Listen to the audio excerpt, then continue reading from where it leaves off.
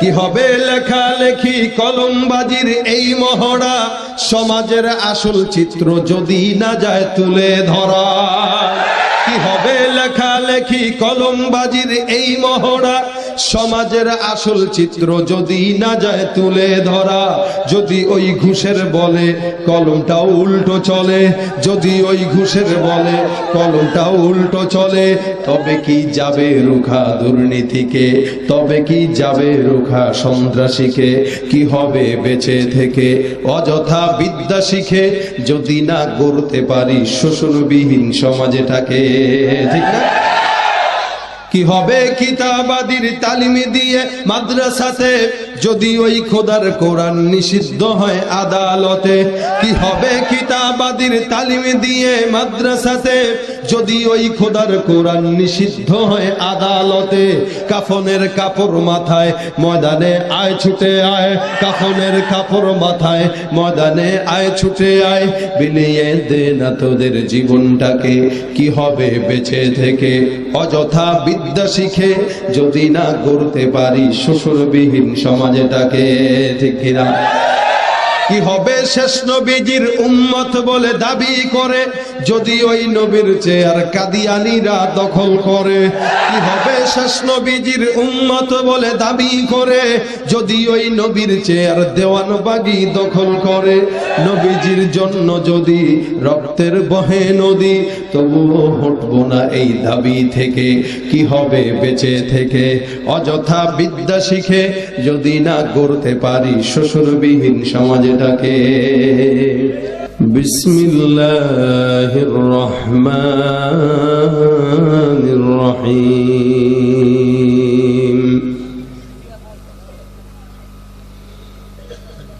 নুনুল কলমি ওয়া মা ইয়াসতুরুন, মা আনতা বিনি'মাতি রাব্বিকা বিমাজনুন, وإن لك لأجرا غير ممنون، وإنك لعلى خلق عظيم. صدق الله مولانا العظيم، وصدق رسوله النبي الكريم. وقال النبي صلى الله عليه وسلم: لا يؤمن أحدكم حتى يكون هواه تبعا لما جئت به، أو كما قال النبي عليه الصلاة والسلام. وقال تعالى في شان حبيبه ومحبوبه مخبرا وآمرا: إن الله وملائكته يصلون على النبي، يا أيها الذين آمنوا صلوا عليه وسلموا تسليما. زبان كل درود إبراهيم بڑي. اللهم صل على محمد وعلى آل محمد كما صليت على إبراهيم وعلى آل إبراهيم إنك حميد مجيد. اللهم بارك على محمد وعلى آل محمد كما باركت على إبراهيم وعلى آل إبراهيم.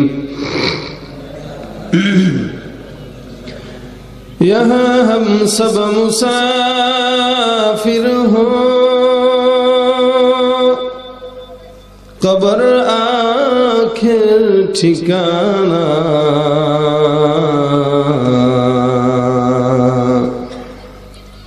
यहाँ हम सब मुसाफिर हो, कब्र आखिर ठिकाना, कोई आगे रवाना পিছে রওয়ানা বালাগল উলা বিকমালিহি কশফদ দুজা বিজমালিহি হাসনাত জামিউ খিসালিহি সাল্লু আলাইহি ওয়া আলিহি। জবান খুলে জিকির করি লা ইলাহা ইল্লাল্লাহ লা ইলাহা ইল্লাল্লাহ লা ইলাহা ইল্লাল্লাহ লা ইলাহা ইল্লাল্লাহ লা ইলাহা ইল্লাল্লাহ লা ইলাহা ইল্লাল্লাহ লা ইলাহা ইল্লাল্লাহ লা ইলাহা ইল্লাল্লাহ লা ইলাহা লা ইলাহা ইল্লাল্লাহ মুহাম্মাদুর রাসূলুল্লাহ সাল্লাল্লাহু আলাইহি ওয়াসাল্লাম। سبحانك لا علم لنا إلا ما علمتنا إنك أنت العليم الحكيم رب اشرح لي صدري ويسر لي أمري واحلل عقدة من لساني يفقه قولي أستغفر الله ربي من كل ذنب وأتوب إليه لا حول ولا قوة إلا بالله العلي العظيم الحمد لله আল্লাহ পাক রব্বুল আলামিনের দরবারে অসংখ্য শুকরিয়া। রব্বে কারীম আপনাকে আমাকে দ্বীনি মুযাকারায় দুনিয়ার সব ঝামেলা থেকে হেফাজত করে জান্নাতের বাগানে আসার বসার তৌফিক দান করেছেন। সকলে বলি আলহামদুলিল্লাহ। প্রতিকূল পরিস্থিতি সারা সমাজে সারা দেশে বিরাজমান, এর ভিতরেও আল্লাহ পাক যে আজকের দ্বীনি মজলিসে আমাদেরকে এনেছেন এবং করার মতো সুযোগ দিয়েছেন, এটা আল্লাহ পাক রব্বুল আলামিনের রহমত বরকত ছাড়া অন্য কোনো কিছু নয়। দুনিয়ার সব বান্দারা মিলেও যদি নেকের পথে চলতে চায়, আল্লাহ যদি বলে আমি চাই না তুমি নেকের পথে চলবা, আল্লাহ যদি পছন্দ না করে অর্থাৎ, তাহলে কোনো বান্দার সামর্থ্য নাই সে নেকের পথে থাকবে। আল্লাহ যদি পছন্দ করে ফেলে, আল্লাহর দিলে যদি আপনার মতো আমার মতো নাখান্দা বান্দাকে ধরে যায়, তাহলে হাজার চেষ্টা করলেও আমরা গুনাহের পথে থাকতে পারবো না, নেকের পথে আল্লাহ পাক পরিচালনা করবেন। দয়া রহমত এটা অনেক বড় একটা বিষয়। আল্লাহ পাক সবাইকে দয়াও দেন না, রহমতও করেন না। এই জন্য দুনিয়াতে হার কাজ যেগুলো আল্লাহর দ্বীনের কাজ, এই কাজগুলো আল্লাহ পাক রব্বুল আলামিনের দয়ায় হয়, আর গুনাহের কাজ এগুলো শয়তানের ওয়াসওয়াসায় হয়। গুনাহের কাজ মানুষ শয়তানের ওয়াসওয়াসা ছাড়া করতে পারে না, নেকের কাজ আল্লাহ পাক রব্বুল আলামিনের রহমত ছাড়া করতে পারে না।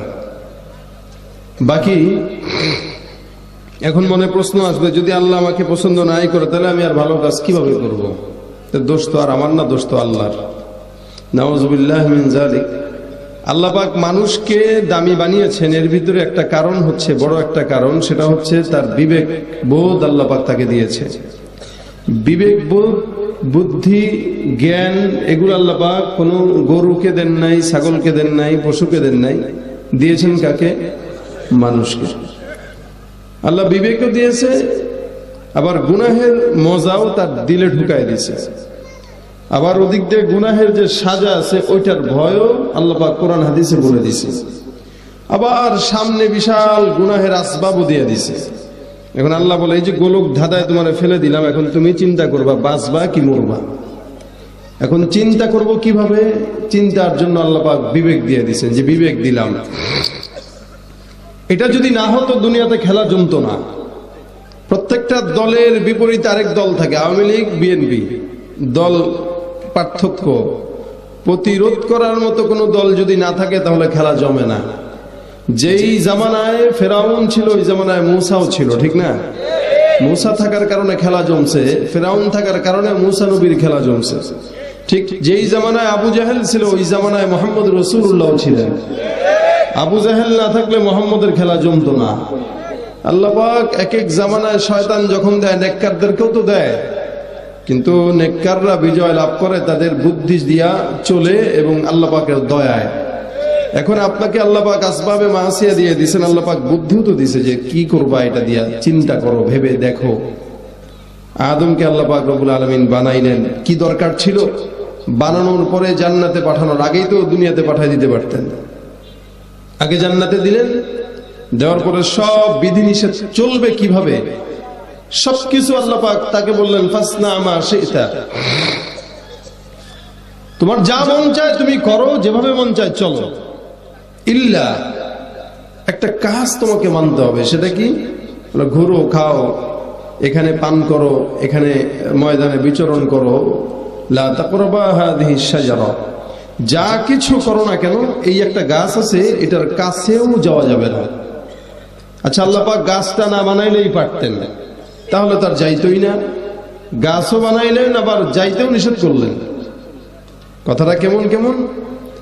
তো এটাই হলো আল্লাহর পরীক্ষা, যে আমি তোমার চোখের সামনে নারীকে সুন্দর বানায় ধরায় দেব, আবার বিবেকও দিয়ে দিলাম, সতর্কও করে দিলাম, খবরদার কুল্লিল মুমিনিনা ইয়াগুদ্দু মিন আবসারিহিম, মুমিন যারা তোমরা তোমাদের চক্ষুকে হেফাজতে রাখো, তোমাদের চক্ষু দিয়া কোনো নারীর দিকে তাকায়ও না, নিজের চোখের পর্দা করো। কিন্তু ওদিক দিয়া নারীকে আবার সৌন্দর্য বানায় আকর্ষণ ঢুকায় দিলাম। এখন চিন্তা করেন, এখন আল্লাহ পাক বলে আমি আদেশ করলাম তাকানো যাবে না, কিন্তু আবার সামনেও দিয়ে দিলাম। কঠিন পরীক্ষা এটা। এখন তুমি যদি আমার আদেশ মানতে পারো তাহলে এই নারীকে আমি 70 গুণ বেশি বাড়ায়া সৌন্দর্য দিয়া আমি জান্নাতে তোমাকে এরকম নারী হক অসংখ্য তোমার কাছে আমি দিয়া দেব। আর যদি এটার থেকে তুমি বাঁচতে না পারো তাহলে এটা তোমাকে জাহান্নামে নেওয়ার কারণ হয়ে যাবে। বুদ্ধি দিয়া বিবেক দিয়ে চিন্তা করবে তুমি কি তাকাবা কি তাকাবা না। এটা হলো পরীক্ষা। আদম পয়গম্বরকে আল্লাহ পাক দিলেন, গাছের কাছে যাইতে নিষেধ করলেন, গাছের কাছে গেল, খাইলো, এখন বলে এখান থেকে নাম, জান্নাতে আর থাকার মতো সুযোগ নাই, যা করছো এটা তোমাকে দুনিয়ার জিন্দেগিতে নিয়ে যাবে। তো দুনিয়ার জিন্দেগিতে পাঠায় দিলেন। আদম পয়গম্বর এখন দোয়া করে, আল্লাহ ভুল করছি, মাফ করে দাও। রব্বানা যালামনা আনফুসানা ওয়া ইল্লাম তাগফির লানা ওয়া তারহামনা লানাকুনান্না মিনাল খাসিরিন। আল্লাহ পাক এটা দিয়া বান্দাকে শিক্ষা দিয়েছে এবং দোয়া শিখাইছে যে বান্দা তোমরাও গুনাহ করবা, তবে গুনাহ করার পরে পবিত্র হওয়ার মতো সুযোগ আছে না নাই বলেন? অবশ্যই আছে। সুযোগ কি? আল্লাহর কাছে ডাকো, রব্বানা যালামনা আনফুসানা ওয়া ইল্লাম তাগফির লানা ওয়া তারহামনা লানাকুনান্না মিনাল খাসিরিন। দোয়াটা পড়ছেন কে? বলে আদম পয়গম্বর বললেন। আসমানের মালিক ডাক দিয়া বলে, আদম দোয়া যেটা করলা দোয়াটার কারণে আমি আল্লাহ তোমারে ক্ষমা করে দিলাম। যদিও শয়তানের ওয়াসওয়াসায় একটা ভুল হয়ে গেল, কিন্তু এই ভুলটা আমি আল্লাহ পাক রব্বুল আলামিন সংগঠিত কেন করালাম? দুনিয়ার জিন্দেগিতে হাজারো কোটি কোটি বান্দারা আসবে, এই সমস্ত বান্দাগুলোও কিন্তু ভুল করবে। আল্লাহর নবী আদম পয়গম্বরের এই ভুলটা ভুল না, কারণ আল্লাহ পাক সমস্ত নবী রাসূলদেরকে নিষ্পাপ বানায় দিয়েছেন। কিন্তু যদিও কিছু কিছু হয়, এই সমস্ত জিনিসগুলো একমাত্র বান্দার জন্য, শিক্ষার জন্য আল্লাহ পাক করাইছেন, এটা আল্লাহর তরফ থেকে। ভাইরা আমার, আল্লাহ পাক রব্বুল আলামিন বান্দাকে বুঝ দিয়া দিল, আবার গুনাহের রাস্তাও দিয়া দিল, নেকের রাস্তাও দিয়া দেয়। নেকের রাস্তায় চলার ভিতরে আলাদা একটা মজা, ঈমানের স্বাদ, লজ্জাতে ঈমান যারা পায় তারা বুঝে আল্লাহ পাক রব্বুল আলামিনকে ডাকার স্বাদ আছে না নাই? জবানের মজা এটা বড় মজা, মালিককে ডাকার মজা বড় মজা, নামাজের মজা বড় মজা, জিকিরের মজা বড় মজা। আবার যে জেনা করে তার কাছে জেনায়ের মজাটাও বড় মজা, সুদ যে খায় তার কাছে সুদের মজাটাও বড় মজা। কিন্তু মনে রাখবেন, এটা যত মজা ততই সাজা, ঠিক না? খাও জানি এটা চুলকাইতে মজা লাগে, খুব মজা লাগে, চুলকায় চুলকায় চুলকায় চুলকায় চুলকায় চুলকায়, বিচ্ছু মলম যখন পায় লাগে তখন বোঝা যায় অবস্থা কি। ঢাকায় গুলিস্তানে মলম বেচে, একদম 5 টাকা, একদম 5 টাকা। মলম কি খাও জানি চুলকানি, শরীরের নতুন লুঙ্গি পর্যন্ত ছিঁড়ে ফেলাইছে খাওয়াইতে খাওয়াইতে। এক খাওয়াজানি সব এক মলমে শেষ। নাম কি বলে? মিচ্ছু মলম অথবা পাগলা মলম। এই মলম লাগাইলে জ্বলে না জ্বলে না? জ্বলে। জ্বললেও ওটা ভালো হয়ে যায় এক সময়। মানুষ যখন গুনাহ করে, এই গুনার পথ থেকে যখন কেউ ফিরাইতে চায় তখন একটু জ্বলে, খারাপ লাগে, দিলের ভিতরে কষ্ট লাগে। আমি এই কাজটা করি, এটার ব্যাপারে হুজুর বলতেছে, কিন্তু কষ্ট লাগলেও বুঝতে হবে এটা ঔষধ। এই ওষুধ যদি দিলে বসাইতে পারেন ইনশাআল্লাহ দিলের রোগ ভালো হয়ে যাবে। তো গুনাহ এটার মজা আছে যেমন, এটার সাজাও বেশি। আর নেকে এটার মজা যেমন দুনিয়াতে, আখিরাতে তার চাইতে ডাবল গুণে মজা বেশি, ঠিক না ভাইরা আমার? এই কারণে আল্লাহ পাক আসবাবে মাসিয়া দিয়ে দিয়েছেন, আবার মানুষকে গুনাহের ভয় দিয়ে দিছে, জান্নাতের লোভ দিয়ে দিছে। রব্বুল আলামিন বান্দার জন্য দুনিয়ার জমিনে দুইটা জিনিস দেয়। এই দুইটা জিনিসের পর বান্দা এখন চিন্তা করবে, ফারিকুম ফিল জান্নাতি ওয়া ফারিকুন ফিস সাঈর। যাব কোন রাস্তায়? জান্নাতের রাস্তায় নাকি জাহান্নামের রাস্তায় যাব? মাহফিলের প্যান্ডেলে যাব নাকি গানের কনসার্টে যাব? সুদের রাস্তায় চলবো নাকি ইমানের রাস্তায় চলবো? বেনামাজির রাস্তা ধরবো নাকি ইমানদারের রাস্তা ধরবো?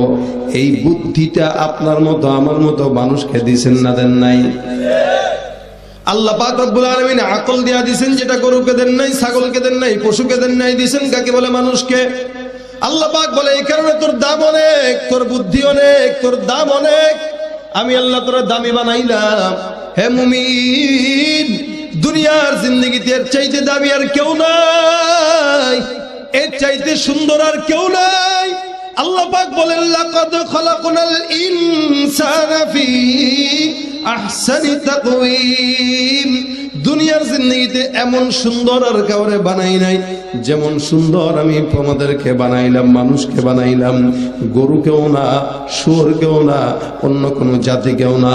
আমি আল্লাহ জিনকেও এত সুন্দর বানাই নাই, আমি আল্লাহ ফেরেশতাকেও এত সুন্দর বানাই নাই, চন্দ্রকেও এত সুন্দর বানাই নাই, সূর্যকেও এত সুন্দর বানাই নাই। আল্লাহ পাক বলে এই কোন দিকে তাকাবা? দুনিয়ার সব জায়গায় আমি আল্লাহর কুদরত। পাহাড়টাও বিশাল বড় সুন্দর, সমুদ্রটাও বিশাল বড় সুন্দর, দুনিয়াটাও অনেক বড় সুন্দর, মাগার এর চাইতেও সুন্দর হলো তোমার মতো বান্দা মানুষ। এরকম সুন্দর আমি আল্লাহ কাউরে বানাই নাই। সবচেয়ে দামি আল্লাহ পাক রব্বুল আলামিন বান্দারে বানাইলেন। আল্লাহ পাক রব্বুল আলামিন গোটা দুনিয়া সৃষ্টি হওয়ার আগে, সমস্ত দুনিয়া সৃষ্টি করার আগে আল্লাহ পাক রব্বুল আলামিন একটা কলম বানাইলেন, যেটার আগে আল্লাহ পাক বলে আর কেউ ছিল না। সমস্ত দুনিয়া হয় নাই, মালিক বলেন কুনতু কানজান ফাকিমা, আমি আল্লাহ ছিলাম গোপন ধনভাণ্ডার, কেউ জানতো না, চিনতো না। আসমানও ছিল না, জমিনও ছিল না, পাহাড়ও ছিল না, সমুদ্রও ছিল না। সব কিছুর আগে একটা আমি আল্লাহ একা ছিলাম, কেউ জানতোই না আমি আল্লাহ আছি কিনা। মাগার আমি আল্লাহ চিন্তা করলাম মানুষকে জানানো দরকার যে আমি আল্লাহ একজন কুদরতওয়ালা রব। এরকম রব দুনিয়ার জিন্দেগিতে আছে, এটা বানানো দরকার, জানানো দরকার।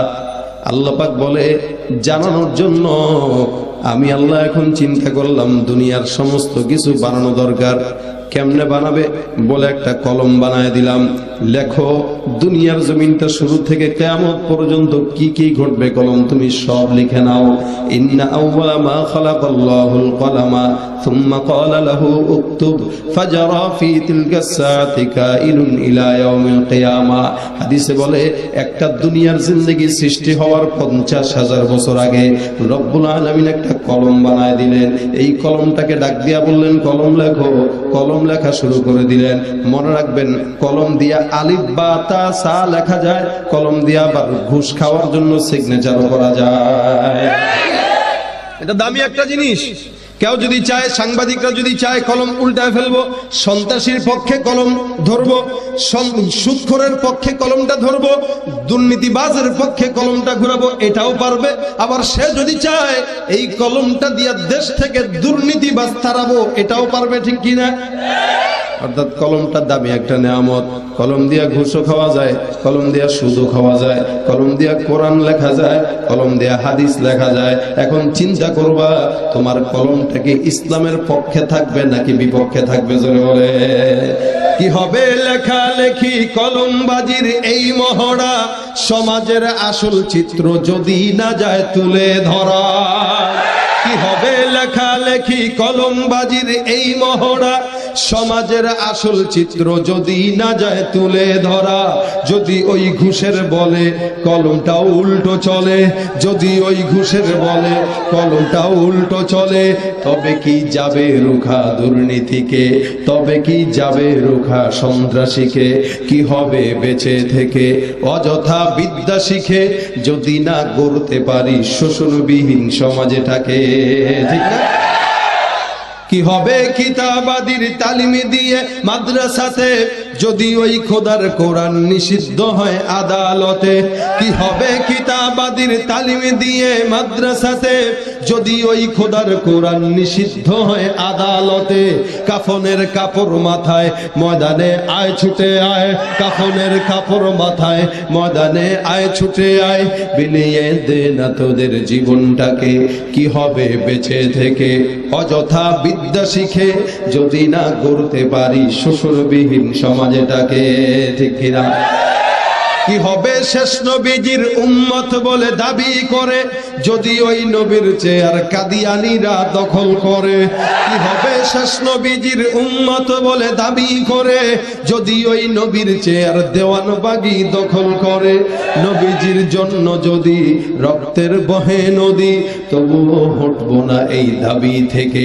কি হবে বেঁচে থেকে অযথা বিদ্যা শিখে, যদি না গড়তে পারি শোষণবিহীন সমাজটাকে, কথা ঠিক কিনা? কলম থাকবে কিসের পক্ষে? জোরে বলেন। এটা দামি জিনিস, এটাকে বানাইছেন স্বয়ং আল্লাহ, দুনিয়ার বান্দারা বানায় নাই। এটা আজের তৈরি না, এটা দুনিয়া সৃষ্টি হওয়ার 50,000 বছর আগের তৈরি কলম। যেই কলম দিয়ে আপনার আমার ভাগ্য লিখিত হয়েছে, ওটা বহুত দামি জিনিস। আল্লাহ পাক রব্বুল আলামিন বলেন কলম লেখো, বলে কি লিখবো? দুনিয়াতে কত মানুষ আসবে, কত মানুষ যাবে, কত মানুষ ঘুষ খাবে, কত মানুষ এই মাহফিল করতে যে আজকে বিরোধিতা করবে এবং তারা যে সফল হবে না, এটাও লেখা ছিল। আল্লাহ বলে তুই বিরোধিতা করলে কি বেটা, ইসলামের দায়িত্ব আমি আমার নিজের হাতে নিয়ে নিছি। তো তোর মতো চামচিকা বিরোধিতা কিয়ামত পর্যন্ত করলেও সফল হবে না ইনশাআল্লাহ।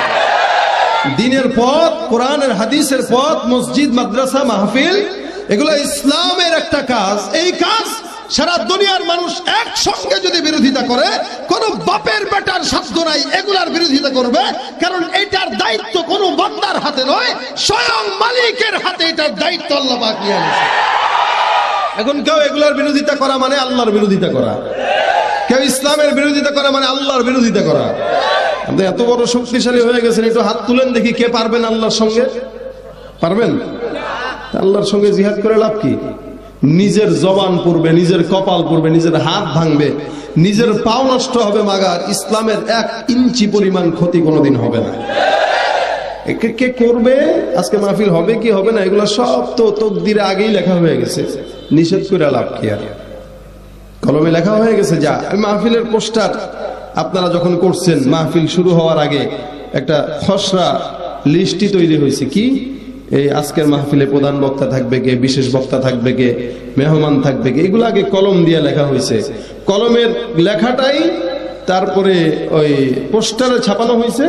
পোস্টারের নিজাম অনুযায়ী আজকে মাহফিল চলতেছে। আল্লাহ পাক আগে নিজাম তৈরি করছেন কলম দিয়া, কেমনে কেমনে দুনিয়া চালাবো। এটা কিন্তু আজকালের হিসাব না, এটা আগের হিসাব।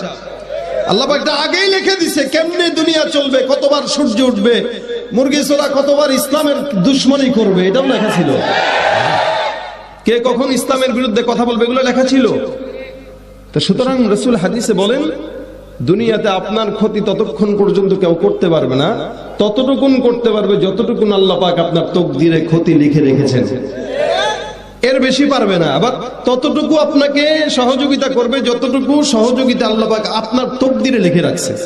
আপনি বাজারে ব্যবসা করেন, আপনার ব্যবসার জন্য অনেক মানুষ ভেটু দেয়, আপনাকে ক্ষতি করতে চায়, পেরেশানির কারণ নাই। যতটুকুন ক্ষতি আল্লাহ পাক কপালে রাখছে ততটুকুই পারবে, বেশি পারবে না। এটা তকদিরের মুআমালা।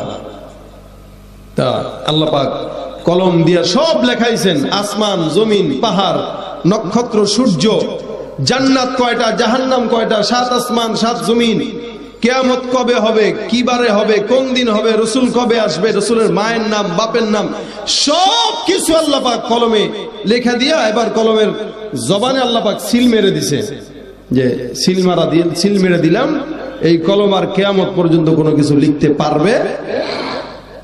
যদি কলম রে আল্লাহ পাক লেখার মতো শক্তি সামর্থ্য দিয়া দিত, যে কলম তোমার মন চাইলে তুমি লিখতে পারবা, আমরা বাঙালি যেই ঘুষ প্রিয়, আমরা ঘুষ দিয়া কলম রে বলতাম দোস্ত আমার তকদিরটা পাল্টায় দাও। কি আমরা তো পারলে না পারি আবার কবরে যায় ফেরেশতারে ঘুষ দিয়ে জান্নাত যাইতে চাই। দোস্ত ল দুনিয়াতে ঘুষ দিয়ে অনেক কাম করছি, তোর বেটা কয় টাকা ঘুষ লাগবে। এবং ঘুষটা এটা যে খায়, এটা হারাম না হালাল বলেন? মানেন তো? সুদ খাওয়া হালাল না হারাম? যৌতুক হারাম তো? আচ্ছা এখন যৌতুক খায় না, এখন খায় গিফট। শ্বশুর হুন্ডা দিছে, দোস্ত কয় কিরে হুন্ডা পাইছিস কই, নতুন বিয়ে করে কয় এটা শ্বশুরের বাড়ির থেকে। ক যৌতুক নিছিস? তোর বেটা আমি যৌতুক নিছি নি, নিছি গিফট। এটা কি? এই গিফট নাম দিয়ে এখন সমাজে নতুন ভাবে আবিষ্কার হয়েছে যৌতুকটাই একই জিনিস খায়, খালি নামটা পাল্টাইছে। আগে আমরা খাইতাম পোড়া মুরগি, আমাকে দাদারা খাইতো পোড়া মুরগি, আর এখন খাই চিকেন ফ্রাই।